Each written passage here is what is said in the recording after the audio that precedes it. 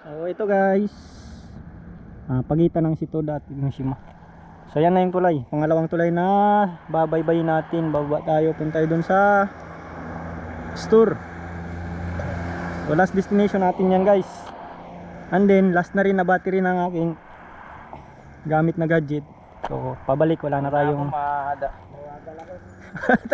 Oy, wag kang madaya. Mata ko na daw siya. Bakit na yan? Una na rin ako Yung nakagir nga nauuna.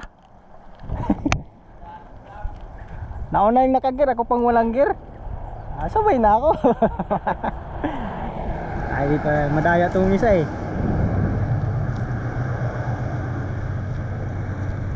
Naka-shift gear to, pero mauna daw siya. Sabay tayo, sabay.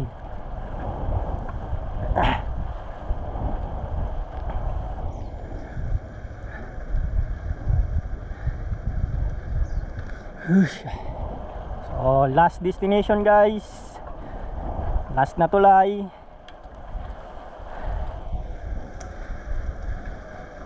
So gaya nga sabi ko kanina guys, pangalawang isla.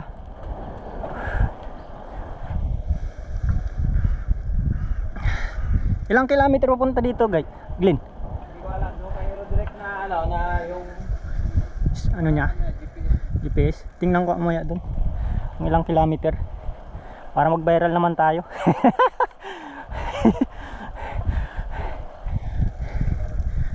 Sabihin, ang lakas mo mag-bike, pwede ka sumali sa marathon.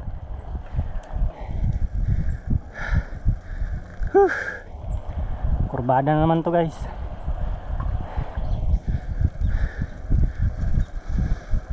Challenge to guys, challenge ba? Kasi puro bundok to bundok ang dadaanan hindi siya sabihin na ano lang, patag.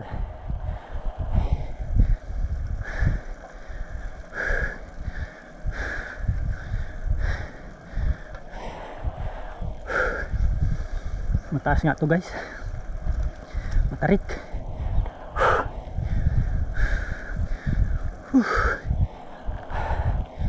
So heavy.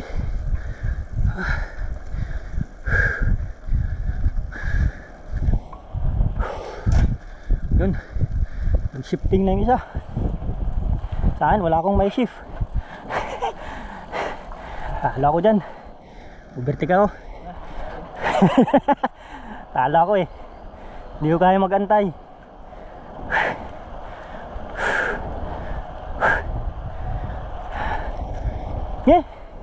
Saan dito? Dito no?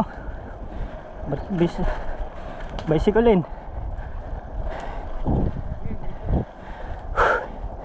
Dalawang lane pala guys bicycle at saka motor.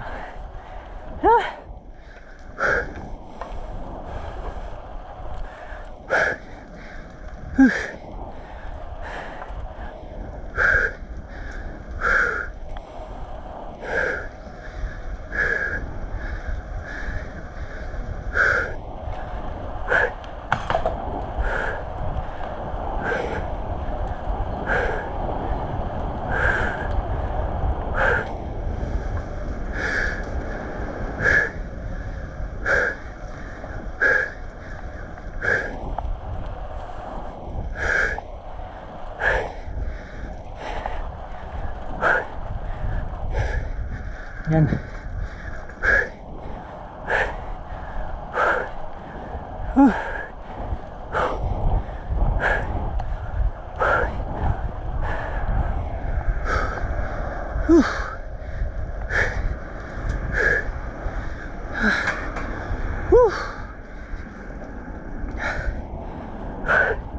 Ito na. Ito na yung tulay.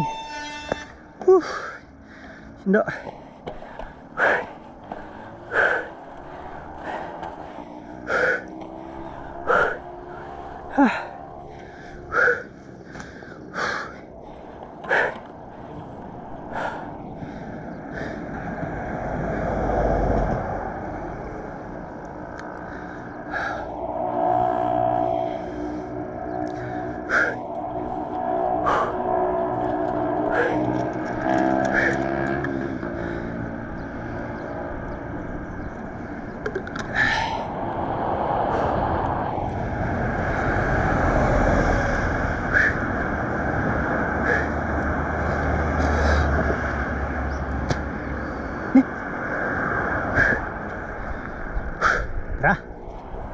tayo dito sa isa. Maganda sila eh. Mga kasama natin nakabike. So yun yung pinanggalingan natin kanina guys. Yung baba. Dito. Yan, galing baba. Kaya tayo dito sa tulay. Ito na. Ito na ang Enoshima Bridge.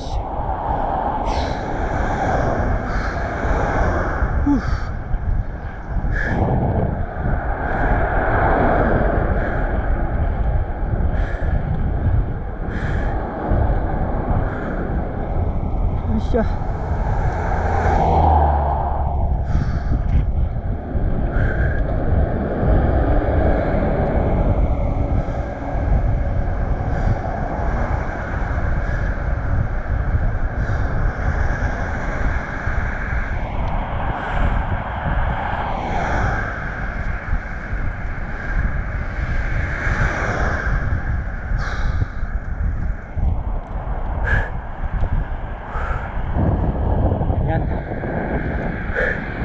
Halos walang pinagkalayo.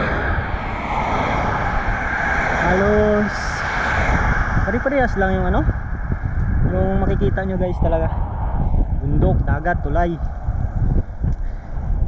Yung lugar lang ang may iba kasi yung saan niya sa pangapangalan. So kung talagang titingnan mo guys sa ano lang na ganitong mga view, parang halos isang lugar lang siya, di ba? Oh, paglingon mo doon, bundok.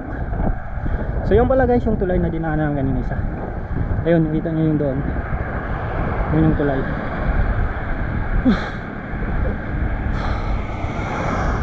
So yun, yung isla na yun.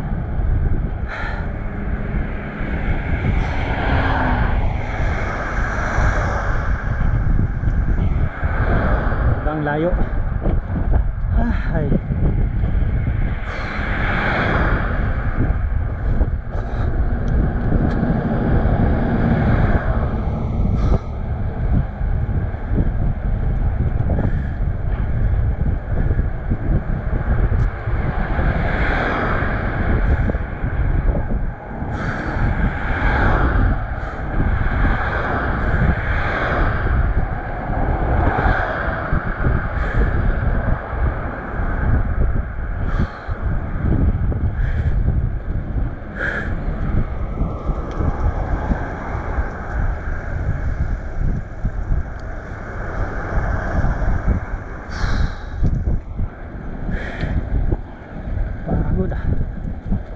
Pagod sa puwet.